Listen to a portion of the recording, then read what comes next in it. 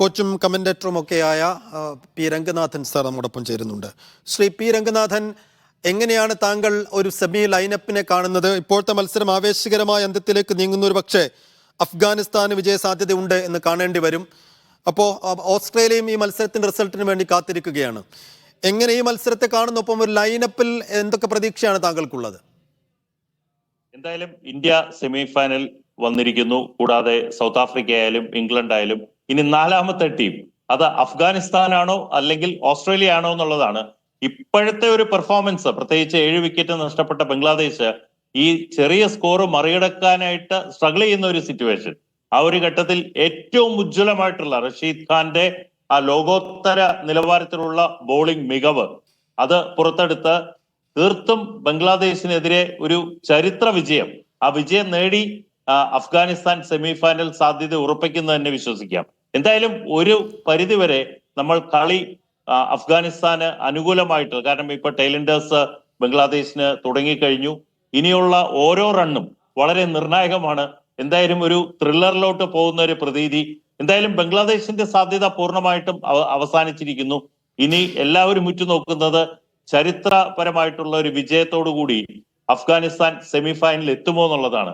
പക്ഷെ അവരുടെ പെർഫോമൻസ്, ഇതുവരെയുള്ള പെർഫോമൻസ് ഏറ്റവും മികച്ചതായിട്ട് തന്നെ പറയേണ്ടിയിരിക്കുന്നു. തീർച്ചയായും അഫ്ഗാനിസ്ഥാന്റെ കാര്യം കുറെ കൂടി കടന്ന് സംസാരിക്കണമെന്ന് തോന്നുന്നു. അഫ്ഗാനിസ്ഥാൻ പലപ്പോഴും വമ്പന്മാരെ തോൽപ്പിച്ചപ്പോഴൊക്കെ നമ്മൾ അട്ടിമറി എന്നാണ് വിശേഷിപ്പിച്ചത്. പക്ഷേ അങ്ങനെ അട്ടിമറി എന്ന് ഇനി കൊടുക്കേണ്ടതില്ല എന്ന് തോന്നുന്നു. കാരണം അവരൊരു കൺസിസ്റ്റന്റ് വിജയവും കുട്ടി ക്രിക്കറ്റിലും ക്രിക്കറ്റിന്റെ എല്ലാ ഫോർമാറ്റിലും അവരൊരു ഇരിപ്പുറപ്പിച്ച ഒരു ഘട്ടം നമ്മൾ കാണുകയാണ് ഈ അഫ്ഗാനിസ്ഥാന്റെ ഒരു വളർച്ചയെ. അപ്പോൾ ഈ T20 ലോകകപ്പിൽ ഒരു സെമിയിലേക്കൊക്കെ അവരെത്തിയാൽ അത്ഭുതം എന്ന് പറയേണ്ടതില്ലല്ലോ, കളിച്ചു തന്നെയല്ലേ വരവ്? രംഗനാഥൻ, വളരെ ശരിയാണ് മഹേഷ്. നമ്മൾ ഈ വിഷയം തന്നെ ഓസ്ട്രേലിയ പരാജയപ്പെടുത്തിയപ്പോൾ നമ്മൾ പറഞ്ഞതാണ്. കാരണം അഫ്ഗാനിസ്ഥാന്റെ ക്രിക്കറ്റിലുള്ള ആ ഒരു മുന്നേറ്റം അത് ശരിവെക്കുന്ന രീതിയിൽ ഒരിക്കലും ഒരു അട്ടിമറി വിജയമായിട്ട് ഇനി അഫ്ഗാനിസ്ഥാന്റെ വിജയത്തെ നമ്മൾ കാണരുത്. അവർ ക്രിക്കറ്റ് മികച്ച രീതിയിൽ കളിക്കുന്നു. ലോകോത്തര ടീമുകളെ പരാജയപ്പെടുത്താനായിട്ട് കരുത്തുള്ള ഒരു ടീമായിട്ട് മാറിയിരിക്കുന്നു.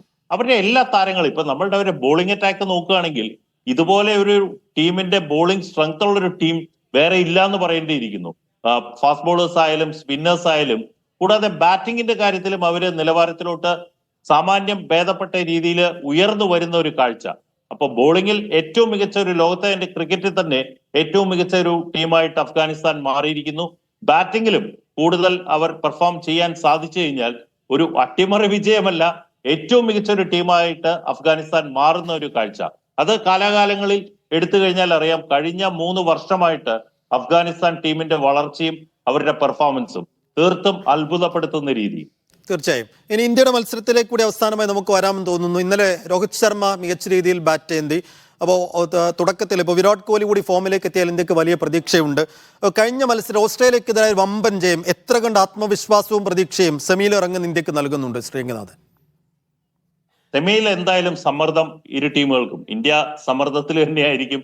കാരണം സെമി ഫൈനലിൽ ഏത് ടീമായിട്ട് നമ്മൾ എതിരാളികളായിട്ട് കളിക്കുകയാണെങ്കിലും സമ്മർദ്ദം ഇരു ടീമുകൾക്കും തുല്യമാണ്. പക്ഷെ ഇന്ത്യയുടെ ആ ബാറ്റിംഗ് കരുത്ത്, പ്രത്യേകിച്ച് സൂര്യകുമാർ യാദവ് ആയാലും രോഹിത് ശർമ്മ ഫോമിലോട്ട് വന്നിരിക്കുന്നു. ഇദ്ദേഹത്തിന് ഇന്നലത്തെ ആ ഇന്നിങ്സ് ഒരിക്കലും മറക്കാൻ സാധിക്കില്ല. പ്രത്യേകിച്ച് സെഞ്ചുറി അല്ല നമ്മൾ ലക്ഷ്യം, പക്ഷെ ഒരു വലിയ ടോട്ടല് ഏറ്റവും മികച്ച ടീമായിട്ടുള്ള ഓസ്ട്രേലിയക്കെതിരെ നേടാൻ സാധിച്ചത് അദ്ദേഹത്തിന്റെ ഒരു ബാറ്റിംഗ് മികവ് അദ്ദേഹത്തിന് പുറത്തെടുക്കാൻ സാധിച്ചു.